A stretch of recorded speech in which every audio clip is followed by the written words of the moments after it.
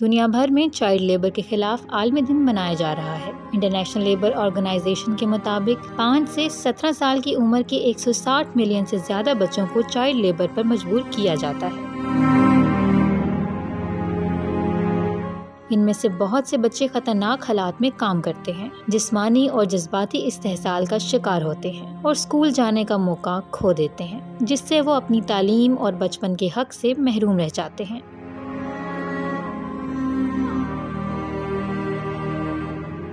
Child labour से निपटने के लिए आगाही और मुआवनत के प्रोग्राम जारी रखने होंगे जो तालीम तक रसाई फराहम करें और बच्चों के हकूक़ का तहफ़्फ़ुज़ करें और इस बात को यकीनी बनाएं कि तमाम बच्चों को तरक्की की मनाजिल तय करने और अपनी पूरी सलाहियत तक पहुंचने का मौका मिले।